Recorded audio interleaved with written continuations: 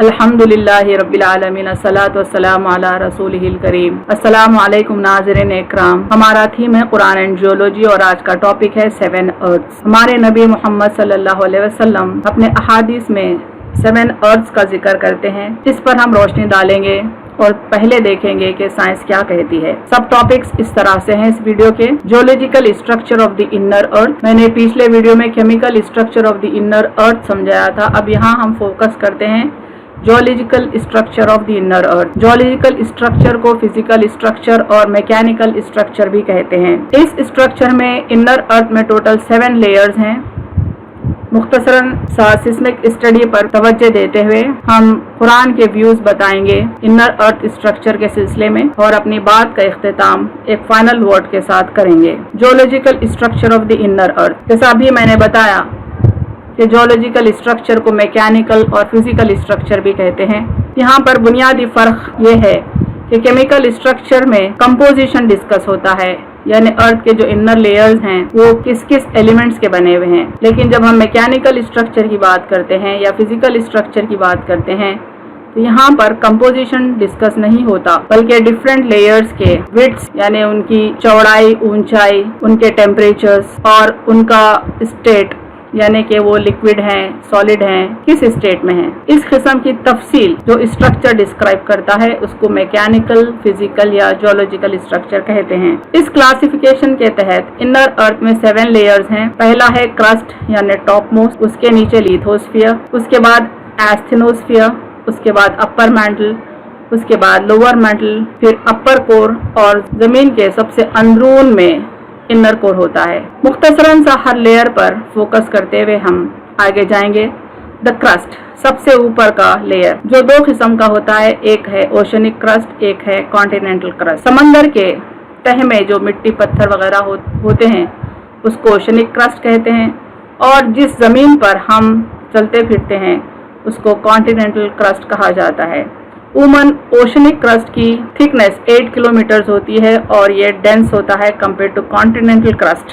Continental की जो thickness है उसका एवरेज है 35 किलोमीटर और ये कभी कभी 80 किलोमीटर वाइड भी होता है। सेकेंड लेयर है लिथोस्फीयर। डायग्राम में देखें, ओशनिक क्रस्ट और कॉन्टिनेंटल क्रस्ट को जो सहारे हुए है वो लिथोस्फीयर कहलाता है। ये भी सॉलिड और स्ट्रॉन्ग रॉक का होता है। उसके नीचे होता है थर्ड लेयर जिसको हम एस्थेनोस्फीयर कहते हैं। यहाँ पर गर्मी यानी टेम्परेचर बढ़ता जाता है और प्रेशर भी बढ़ता जाता है।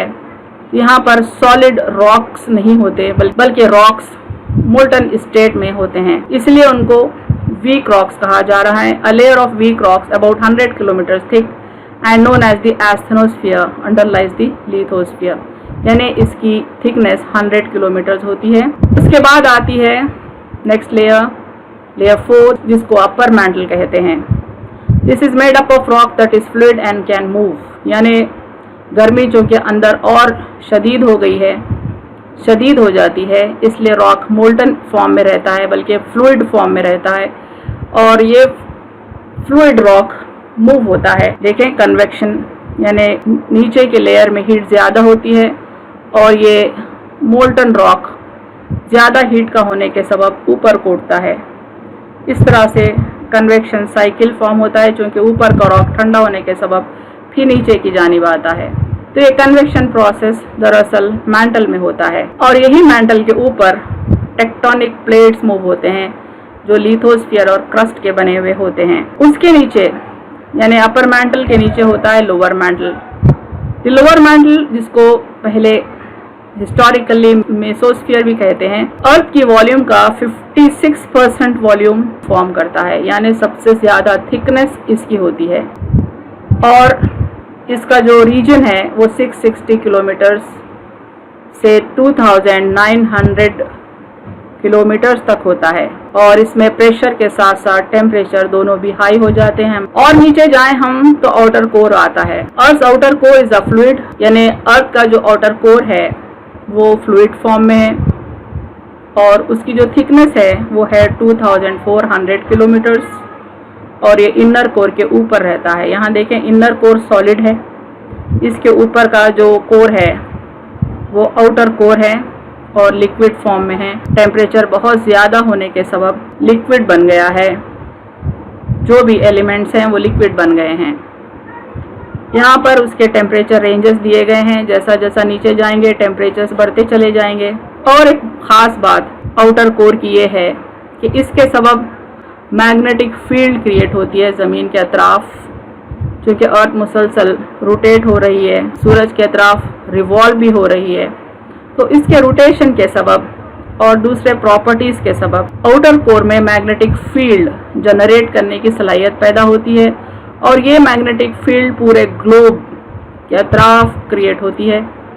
और यही मैग्नेटिक फील्ड है जो सूरज से आने वाले ख़तरनाक रेस को बेंड करके ज़मीन तक पहुंचने से रोकती है। इस तरह से अर्थ पर रहने वालों का प्रोटेक्शन होता है, उनकी हिफाजत होती है। और सबसे अंदरून कोर है इनर कोर, जैसा राइट में बताया गया। सबसे अंदरून कोर ये होता है सॉलिड।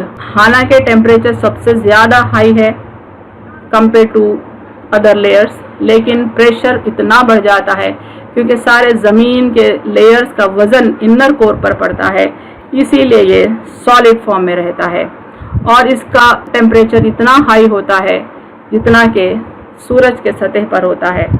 यहाँ पर देखें, the temperature at the inner core surface is estimated to be approximately 5700 kelvin, which is about the temperature at the surface of the सन।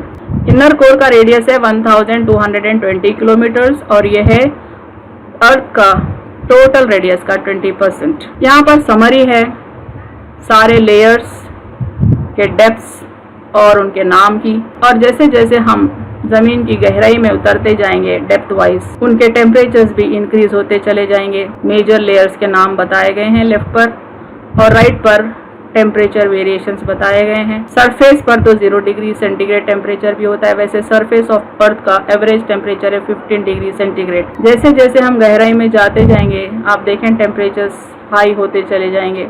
ये सारी इंफॉर्मेशन दरअसल साइंटिफिक स्टडी से मिली है जो सिस्मिक डेटा पर मुनस्सिर है, यानी सारी दुनिया में जो ज़लज़ले आते हैं, ख़ास तौर पे जो भयानक ज़लज़ले आते हैं, उनका डेटा कलेक्ट किया गया और उनकी स्टडी की गई, तो इतनी सारी इंफॉर्मेशन कलेक्ट की। मुख्तसरन सा हम स्टडी पर रोशनी डालते हुए आगे बढ़ेंगे। यहाँ देखिए, the interior has been deduced from seismic wave data rather than direct measurements. ज़मीन के अंदरून डायरेक्ट मेजरमेंट्स मुमकिन ही नहीं है, इसलिए जितनी तफसील हमको मिली है, पता चली है, वो दरअसल सिस्मिक डेटा से मिली है।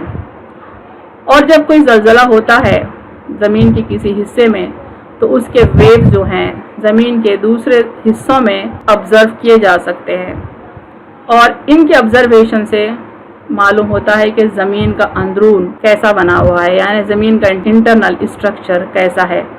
फॉर एग्ज़ाम्पल, जो ज़लज़ले के वेव्स होते हैं वो 2 किस्म के होते हैं, जैसा आप देखें लेफ्ट पे पी वेव और इसका प्रोपगेशन मेथड बताया गया, और एक होती है एस वेव। और जो पी वेव है वो सॉलिड और लिक्विड दोनों की थ्रू ट्रैवल करती है, सफ़र करती है, लेकिन एस वेव जो है वो सिर्फ सॉलिड के थ्रू ट्रैवल कर सकती है। ये प्रॉपर्टीज़ हैं इन दोनों वेव्स के, जिसके सबब हम अर्थ के इंटीरियर को समझ सके हैं। ये एनिमेशन देखें, ऊपर एपिसेंटर से वेव्स क्रिएट हुए हैं। एस वेव वाइट कलर में बताए जा रहे हैं और पी वेव्स ब्लैक कलर में बताए जा रहे हैं। चूँकि इधर पूरा सॉलिड है, एस वेव्स और पी वेव्स दोनों साइड ट्रैवल करते हुए ज़मीन के दूसरे हिस्सों में देखे जा सकते हैं। यहाँ से यहाँ तक एस वेव ब्लॉक्ड हैं, अलबत्ता पी वेव्स आप बॉटम पर देख सकते हैं, चूँकि पी वेव्स सॉलिड और लिक्विड दोनों के अंदर से सफ़र कर सकते हैं। बहरहाल ये सारे स्टडीज़ हमको अर्थ का इंटरनल स्ट्रक्चर समझने में मदद दिए हैं, और ये ज़्यादा तवील सफ़र नहीं है हमारे स्टडीज़ का, यानी 20th सेंचुरी के मिड से हमको सिस्मिक डेटा अवेलेबल होना शुरू हुआ, हमारी टेक्नोलॉजी एडवांस होना शुरू हुई, तो हमने ये जो स्टडीज़ किए हैं पिछले 50, 60, 70 साल में किए हैं, जो हमको ये बता रहे हैं कि ज़मीन के अंदर हिस्से में 7 लेयर्स मौजूद हैं। अब देखते हैं कुरान और हदीस क्या कहते हैं। ये हदीस देखें, 7 layers of the earth beneath, यानी अर्थ के अंदरून 7 लेयर्स हैं। नरेटेड सालिम्स फादर, द प्रॉफिट सल्लल्लाहु अलैहि वसल्लम said, any person who takes a piece of land unjustly will sink down the 7 earths, that is 7 layers, on the day of resurrection. آپ صلی اللہ علیہ وسلم فرماتے ہیں کہ کوئی بھی کسی کی زمین کا ایک ٹکڑا ہی ناجائز طور پر کیوں نہ لیا ہو، یعنی کسی کی زمین پر ناجائز کسی نے اگر قبضہ کر لیا ہو، چاہے وہ چھوٹی سی ہی کیوں نہ ہو، تو اس کو اللہ تعالیٰ 7 زمینوں میں دھسا دے گا. یعنی حشر کے دن، حشر کے موقع پر اللہ تعالیٰ اس شخص کو جو زمین پر ناجائز قبضہ کیا، اس کے ساتھ اللہ تعالیٰ یہ معاملہ کریں گے کہ ارتھ کے اندرون 7 ارتھ یعنی کہ 7 لیئرز تک اس کو دھسا دے گا. تو اس حدیث سے بہت ہی صاف الفاظ میں یہ بات ثابت ہے، ہمارے لیے کلیئر ہے کہ زمین کے اندر دراصل 7 لیئرز ہیں، اور ہر لیئر کو آپ صلی اللہ علیہ وسلم ایک ارتھ کہہ رہے ہیں. دراصل وہ ایک خول ہے ارتھ کا، اس لیے آپ صلی اللہ علیہ وسلم نے اس کو بذات خود ایک ارتھ کہا. نیچے حدیث دیکھیں. ابو سلمہ بن عبد الرحمن نے کہا کہ ان کا ایک دوسرے صاحب سے ایک زمین کے بارے میں جھگڑا تھا. وہ حضرت عائشہ رضی اللہ عنہا کی خدمت میں حاضر ہوئے اور ان سے واقعہ بیان کیا. انہوں نے جواب میں فرمایا، ابو سلمہ، کسی کی زمین کے ناحق لینے سے بچو، کیونکہ رسول اللہ صلی اللہ علیہ وسلم نے فرمایا ہے کہ اگر ایک بالشت کے برابر بھی کسی نے زمین کے بارے میں ظلم کیا تو قیامت کے دن 60 زمینوں کا طوق اسے پہنایا جائے گا. یہاں بھی 7 ارتھز کا ذکر آ رہا ہے اور پورا 7 لیئرز کے ساتھ زمین کو اس کے گردن کا طوق بنا دیا جائے گا. یہاں بھی encircle with it down 7 earths translation ہے، یعنی کہ ایک کے نیچے ایک زمین، 7 layers of earth. این ممکن ہے کہ اس کے معنی ہو سکتے ہیں. قرآن کی آیت کو دیکھیں. اللہ الذی خلق 7 سماوات ومن الارض مثلہن یتنزل الامر بینہن. اللہ ایسا ہے جس نے 7 آسمان پیدا کیے اور انہی کی طرح زمینیں بھی، اور ان سب میں اللہ تعالیٰ کے احکام نازل ہوتے رہتے ہیں. یعنی اللہ تعالیٰ فرماتے ہیں کہ جس طرح اس نے 7 آسمان پیدا کیے، ان کی مثل زمینیں بھی پیدا کی، بلکہ آسمانوں میں ہی نہیں بلکہ ان زمینوں میں بھی اللہ کے احکام اترتے ہیں. یاد رکھیں کہ اگر یہ زمین کے 7 لیئرز ہیں تو پھر اللہ کے احکامات وہاں اترنے سے مراد یہ ہے کہ وہاں بھی اللہ کی مخلوق ہے، اور عین ممکن ہے کہ اللہ تعالیٰ زمین کی گہرائیوں میں بھی مخلوق پیدا کرے، کیونکہ جب وہ آگ سے مخلوق پیدا کر سکتا ہے تو اس قدر گرم ماحول میں، میٹر میں بھی اللہ تعالیٰ مخلوق کو پیدا کر سکتا ہے اور وہاں پر احکامات بھی جاری کر سکتا ہے. اللہ اس بات پر قادر ہے. اس آیت کی ہم تشریح دیکھیں مزید. انٹرپریٹیشن آف ورڈز میں اللہ الذی خلق 7 سماوات ومن الارض مثلہن، یعنی اللہ تعالیٰ فرما رہے ہیں کہ 7 آسمانوں کی مثل اس نے زمینیں بھی بنائی. تو یہاں پر 7 سماوات کا جو ذکر آ رہا ہے، اس سے کیا مراد ہے، اس کی ہم تفصیل دیکھیں گے. Comparison in terms of count ہو سکتا ہے، comparison in terms of structure ہو سکتا ہے، comparison in terms of count as well as structure ہو سکتا ہے. اگر comparison in terms of count اگر ہم لیں، صرف اسٹرکچر کی اہمیت نہ دیں، تو 7 کے ایک معنی 7 ہوتے ہیں اور 7 کے ایک معنی علماء ملٹیپل کے بھی لیتے ہیں. اگر 7 کے لیں تو یہ 7 کانٹیننٹس ہوتے ہیں. اگر آسمانوں کی تعداد کے ساتھ ساتھ ان کے اسٹرکچر کو بھی ہم کمپیئر کریں تو پھر یہ 7 لیئرز آف دی انر ارتھ ہوتے ہیں. جیسا یہاں پہ میں نے کمپیئر کیا ہے، رائٹ پر دیکھیں پورے 7 لیئرز میں نے انر کور سے کرسٹ تک بتائے ہیں اور پھر ان کو لسٹ کیا ہے. اسی طرح سے اگر ہم آسمانوں کو دیکھیں تو یہ دیکھیں پورے 7 آسمان ایک کے اوپر ایک اللہ نے ایسے ہی پیدا کیے جیسے کہ زمین کے 7 لیئرز ہیں. اللہ تعالیٰ فرماتے ہیں الم تروا کیف خلق اللہ 7 سماوات طباقا، کیا تم نہیں دیکھتے کہ اللہ نے 7 آسمان اوپر تلے کیسے بنائے ہیں. یعنی 7 لیئرز آف ارتھ جو ہیں ایک کے اوپر ایک، بالکل آسمان بھی 7 ہیں ایک کے اوپر ایک. یہ کمپیریزن اس آیت میں عین ممکن ہے. اللہ نوز دی سیکرٹس آف دی ارتھ، انی عالم غیب السماوات والارض وعالم ما تبدون وما کنتم تکتمون. میں آسمان اور زمین کی چھپی ہوئی چیزیں جانتا ہوں اور جو تم ظاہر کرتے ہو اور جو چھپاتے ہو اسے بھی جانتا ہوں. یعنی ہم جو انٹرنل اسٹرکچر آف ارتھ ابھی سمجھے ہیں لیٹسٹ اسٹڈی سے، اس کا علم اللہ کو پہلے سے ہے، اس کا مکمل علم اللہ کو ہے، چونکہ اللہ خالق ہے اور غیب کا جاننے والا ہے. اور قرآن نازل ہو کر 1500 برس تقریباً ہو چکے ہیں اور اس کی تفصیل یعنی انٹرنل اسٹرکچر کی تفصیل قرآن میں موجود ہے. اس بات کی دلیل ہے کہ قرآن اللہ کا کلام ہے. وَلِلَّهِ غَيْبُ السَّمَاوَاتِ وَالْأَرْضِ وَمَا أَمْرُ السَّاعَةِ إِلَّا كَلَمْحِ الْبَصَرِ أَوْ هُوَ أَقْرَبُ إِنَّ اللَّهَ عَلَى كُلِّ شَيْءٍ قَدِيرٌ. اور آسمان اور زمین کی پوشیدہ باتیں تو اللہ ہی کو معلوم ہے، اور قیامت کا معاملہ تو ایسا ہے جیسے آنکھ کا جھپکنا یا اس سے بھی قریب تر. بے شک اللہ ہر چیز پر قادر ہے. یعنی زمین اور آسمان کے ساری ہڈن باتیں، سارے مسٹریز کا جاننے والا اللہ ہے. اللہ knows what is beneath the earth. يعلم ما في السماوات والأرض ويعلم ما تسرون وما تعلنون والله عليم بذات الصدور. وہ سب چیزوں کو جانتا ہے جو آسمانوں اور زمین میں ہیں، اور سب چیزوں کو جانتا ہے جو تم پوشیدہ کرتے ہو اور جو علانیہ کرتے ہو، اور اللہ تعالیٰ دلوں تک کی باتوں کا جاننے والا ہے. یعنی آسمانوں کی ہڈن چیزوں سے واقف ہے، زمین کے اندر ہڈن چیزوں سے وہ واقف ہے، ہم جو ظاہر کرتے اور جو چھپاتے اس سے بھی وہ واقف ہے. لہو ما فی السماوات وما فی الارض وما بینہما وما تحت الثری. جو کچھ آسمانوں میں ہے اور جو کچھ زمین میں ہے اور جو کچھ ان دونوں کے بیچ میں ہے اور جو کچھ زمین کی مٹی کے نیچے ہے، سب اسی کا ہے. یعنی صرف اللہ تعالیٰ واقف نہیں ہے کہ زمین کے اندرون کیا کیا چیزیں ہیں، بلکہ اللہ تعالیٰ ان تمام چیزوں کا مالک بھی ہے. للہ ملک السماوات والارض وما فیہن وہو علی کل شیء قدیر. اللہ ہی کی ہے سلطنت آسمانوں کی اور زمین کی اور ان چیزوں کی جو ان میں موجود ہیں، اور وہ ہر شے پر پوری قدرت رکھتے ہیں. یعنی اللہ تعالیٰ زمین و آسمان اور ان کی تمام چیزوں کی ملکیت ہی نہیں رکھتے، بلکہ اللہ تعالیٰ ہر چیز پر پوری طرح سے قدرت رکھتے ہیں. The final word. وقال الذين كفروا لا تأتينا الساعة قل بلى وربي لتأتينكم عالم الغيب لا يعزب عنه مثقال ذرة في السماوات ولا في الأرض ولا أصغر من ذلك ولا أكبر إلا في كتاب مبين.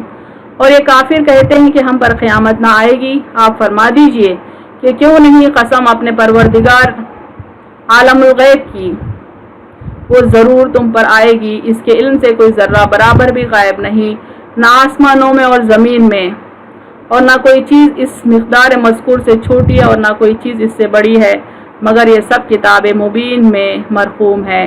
اللہ تعالیٰ اس قدر گرفت رکھتا ہے زمین و آسمان اور ان کے بیچ جو کچھ ہے، اور زمین کی گہرائیوں میں جو کچھ ہے، چاہے وہ چھوٹی ہو چاہے وہ بڑی ہو، اللہ کی ملکیت میں ہے، اللہ کی قدرت میں ہے، پوری طرح سے اللہ کے کنٹرول میں ہے.